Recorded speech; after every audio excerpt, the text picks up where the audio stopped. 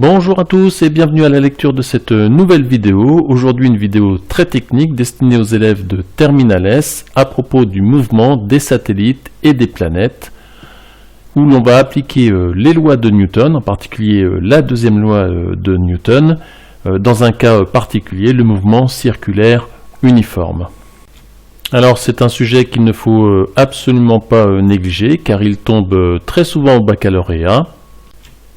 On en voit ici quelques exemples. Ici un sujet en 2016 où il était question du film Star Wars avec Tatooine. Ici un sujet Amérique du Nord, il manque le D. Et puis d'autres sujets où le mouvement des satellites et des planètes sont très fréquemment donnés aux épreuves du baccalauréat. Donc les deux personnages centraux de l'histoire de toutes ces théories, c'est évidemment Newton, mais qui s'est servi des travaux de Kepler pour établir ces lois, en particulier les lois de la gravitation, qui seront bien utiles pour résoudre les problèmes de planètes et satellites. Alors le timing de la vidéo, on commencera par voir ce qu'il faut absolument connaître pour traiter tous les problèmes de planètes et satellites. Puis on regardera un satellite en mouvement autour de la Terre, le cas du satellite géostationnaire avec une très belle animation. On regardera la troisième loi de Kepler qui pourra s'appliquer à tous les cas, les mouvements de satellites naturels tels que Io autour de Jupiter, et enfin les mouvements de planètes autour du Soleil. Alors pour résoudre tous les problèmes de planètes et satellites, il suffit de peu de choses. La première chose, c'est savoir faire un dessin correct. Donc on a ici un satellite, on représente notre base de Fresnel, avec surtout le vecteur normal, et ce que l'on doit connaître absolument, c'est le fait que pour un mouvement circulaire uniforme, l'accélération vaut v carré sur r multiplié par ce vecteur normal centripète, l'accélération tangentielle, est nulle pour un mouvement circulaire uniforme. Il nous faut connaître l'expression de la vitesse, ça c'est pas compliqué. La vitesse c'est une distance divisée par un temps. Eh bien je parcours le périmètre de la trajectoire, le périmètre du cercle, en un temps qu'on appelle la période. Donc la vitesse c'est une distance sur un temps, 2πr divisé par t. Il faut connaître la deuxième loi de Newton. L'objet étant de masse constante, l'expression c'est somme des forces extérieures égale la masse de l'objet fois son accélération. Il faut connaître l'expression de la force gravitationnelle entre deux objets, par exemple une planète et un de ses satellites. Et puis, parce que c'est très souvent demandé dans tous ces problèmes de baccalauréat, il faut connaître les trois lois de Kepler. On reviendra essentiellement sur la première et la troisième loi. Je vous laisse regarder vos livres pour connaître l'énoncé de ces trois lois. Mais on reviendra sur quelques-unes de ces trois lois. Alors, il est certain que cette vidéo est un petit peu longue, mais en même temps, dans cette seule vidéo, vous aurez tout le chapitre sur les mouvements de satellites et les mouvements de planètes, les lois de Newton appliquées à ces cas-là. Je rappelle qu'en début de vidéo, vous avez le timing qui vous permet de réviser les différents points ou ceux sur lesquels vous avez des difficultés. Alors, on va avoir affaire à des satellites, plus tard à des planètes, il faut toujours être rigoureux. On fait un dessin, on représente les grandeurs de l'énoncé. Ici, on a un satellite en mouvement circulaire uniforme autour de la Terre. Notre système, c'est le satellite. Le référentiel le plus pratique, eh bien, c'est le référentiel géocentrique. Pourquoi? Parce que la trajectoire dans ce référentiel-là va être circulaire. Le repère, c'est le repère de Fresnel. Donc le repère de Fresnel, notre satellite est ici. On a un vecteur tangent, mais qui ne va pas tellement servir dans cette étude. Le vecteur normal centripète, et on sait que l'accélération, dans ce cas, est normale et centripète. La force extérieure, eh bien, il n'y en a qu'une, c'est la force exercée par la planète, ici la Terre, sur le satellite. Alors, on y va pour la technique, on sait que l'accélération, c'est v carré sur le rayon de la trajectoire. Le rayon de la trajectoire, attention, c'est le rayon de la Terre, plus l'altitude du satellite. Donc on a déjà une première expression de l'accélération. On écrit la deuxième loi de Newton. Donc ce sera toujours ainsi qu'on résoudra les exercices avec satellite. Somme des forces extérieures égale la masse du système fois son accélération. La masse du système, c'est la masse du satellite. L'accélération, on vient de l'écrire. Et on simplifie simplement par la masse du satellite. Et on a donc une première expression, v carré sur le rayon de la trajectoire, qui est égal à la constante de gravitation, la masse de la Terre, sur le rayon de la trajectoire au carré. Ce qui nous donne la vitesse du satellite. Il suffit de connaître sa trajectoire, il suffit de savoir à quelle distance il est du centre de la Terre, RT plus H, et on détermine ainsi sa vitesse. Alors là, il est vraiment fondamental de comprendre que ce cours-là ne peut pas être lu quand on est en terminale. Il faut prendre un brouillon, il faut prendre un crayon, il faut refaire toutes les démonstrations. Vous ne pourrez jamais retrouver ça tout seul si vous ne vous êtes pas entraîné.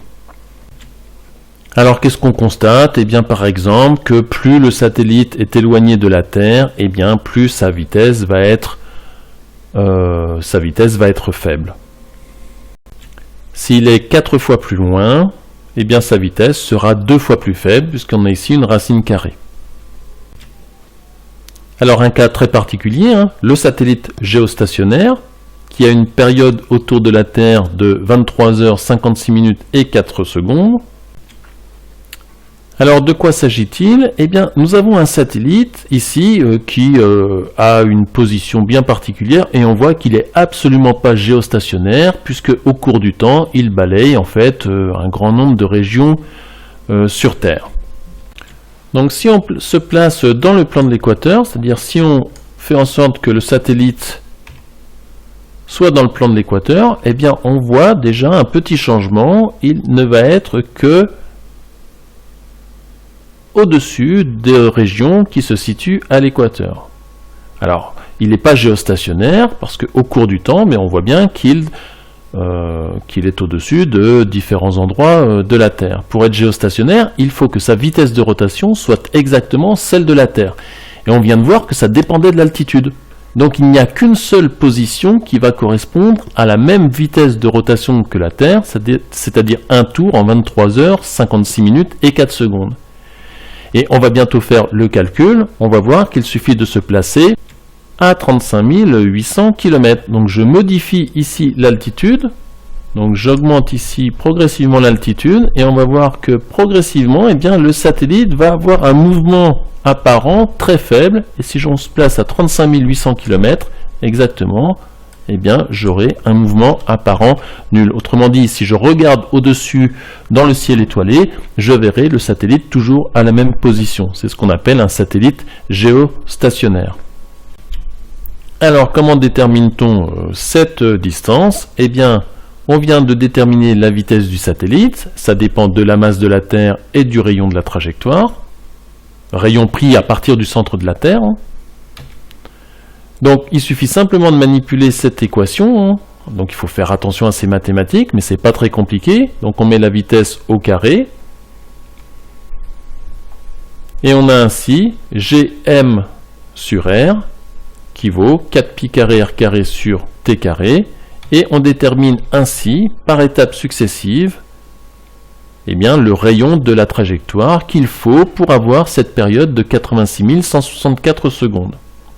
Alors, je vous encourage à faire l'application numérique, la masse de la Terre, 6 10 puissance 24, le rayon de la Terre, 6380 km, qu'il faut mettre en mètres, faites attention, et c'est seulement après qu'il faut rebasculer en kilomètres, et vous trouverez en fait un rayon de la Terre plus une altitude qui vaut 42 200 km, mais avec le rayon de la Terre, on trouve donc 35 800 km.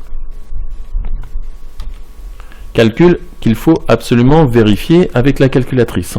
Ça n'est pas simple, donc il faut s'entraîner à réaliser ces calculs-là. Alors par la même occasion, eh bien, on va prouver la troisième loi de Kepler qui dit que la période d'un astre autour d'un astre attracteur, comme ici un satellite autour de la Terre, eh bien cette période au carré divisée par le rayon de la trajectoire au cube est égale à une constante. Alors c'est pas tout à fait ça la troisième loi de Kepler en fait, puisque les trajectoires des planètes sont des ellipses, et on parle en fait ici de demi-grand axe de l'ellipse. Mais comme toutes les planètes, et ici on parle de satellites en mouvement circulaire uniforme, en fait l'ellipse se ramène à un cercle qui a un certain rayon. Et dans ce cas, la loi de Kepler, c'est t carré sur r au cube, qui est égal à une constante. Donc quel que soit le rayon sur lequel est le satellite, eh bien on aura cette loi-là, c'est-à-dire le fait que t carré sur r au cube est une constante. Alors on peut s'intéresser à des satellites naturels en mouvement circulaire uniforme autour d'une planète. Donc ici c'est le satellite Io autour de la planète Jupiter. Donc les dessins sont évidemment pas à l'échelle. Eh bien on reprend exactement la même étude. Une fois qu'on sait faire avec un satellite terrestre, c'est exactement la même chose avec un satellite naturel. L'accélération subie par Io, c'est une accélération normale. Elle vaut sa vitesse au carré divisé par r fois le vecteur unitaire normal. Les forces extérieures appliquées, eh bien c'est l'attraction gravitationnelle exercée par Jupiter. La distance qui les sépare, c'est le rayon de la trajectoire, donc entre le centre de Jupiter et le centre de Io. Et on trouve exactement la même loi. La vitesse est égale à la racine carrée de g, la constante de gravitation universelle. Elle est universelle, donc ça marchera quelle que soit la situation. Ça peut même fonctionner avec une galaxie autour d'un trou noir, une étoile autour d'un trou noir, une planète autour d'une étoile quelconque, quel que soit l'endroit dans l'univers, on aura toujours la vitesse égale la racine carrée de la constante gravitationnelle, la masse du centre attracteur est divisée par le rayon de la trajectoire. Alors la suite logique, c'est de s'intéresser aux planètes autour du Soleil.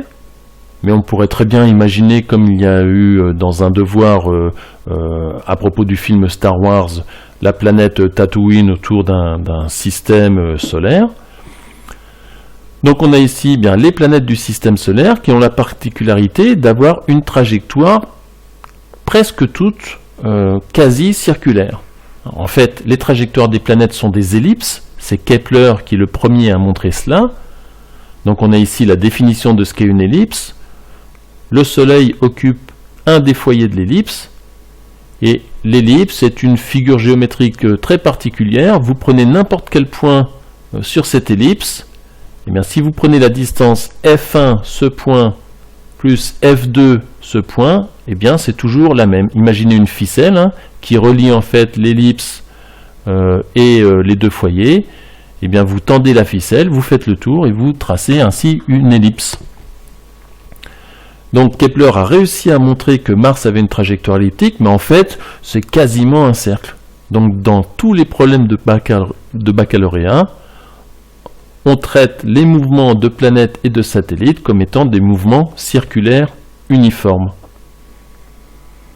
Donc on a ici bien les rayons des différentes planètes, alors avec des distances qui permettent de se représenter les choses. Si on représente Neptune à 9 mètres du Soleil, eh bien on a Mercure à 12 cm, Vénus à 22, la Terre à 30. Mais bien sûr, ces distances, il faut les multiplier par, ici, 500 milliards pour avoir les vraies distances.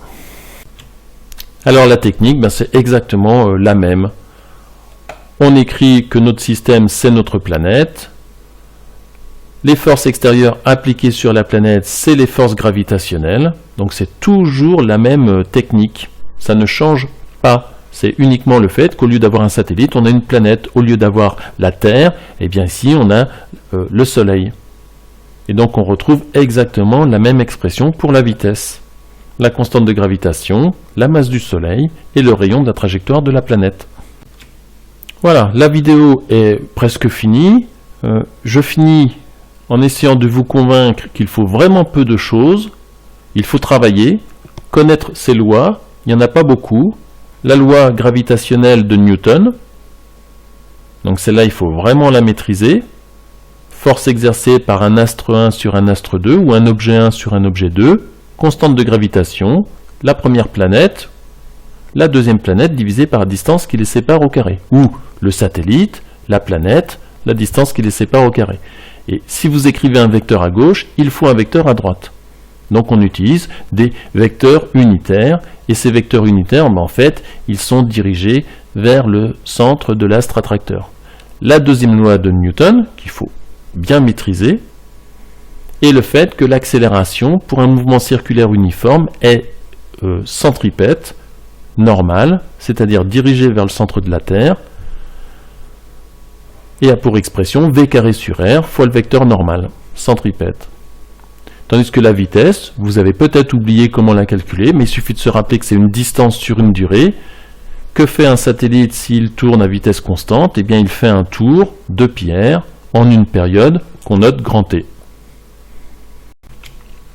Nous avons parlé de deux lois de Kepler. La première concernant les trajectoires elliptiques des planètes autour du Soleil, où le Soleil occupe un des foyers de l'ellipse. Nous avons parlé de la troisième loi, où la période de révolution du satellite ou de la planète au carré, divisé par le rayon de sa trajectoire au cube, est une constante. N'hésitez pas à poster des commentaires. Il n'y a rien de simple dans tout ce chapitre-là. Il faut le pratiquer, il faut utiliser la calculatrice, utiliser le brouillon, griffonner, refaire, recommencer, faire des erreurs, et petit à petit, une fois que vous aurez acquis la méthode, eh bien, quelle que soit la situation, satellite autour de la Terre, planète autour du Soleil, étoile autour d'un trou noir, quelle que soit la situation, c'est de la gravitation, c'est universel. Une fois que vous savez faire une situation, vous saurez toutes les faire. Voilà. Je vous remercie pour votre attention. Bon courage pour vos révisions, bon courage pour vos examens, vos partiels, et à bientôt pour une prochaine vidéo.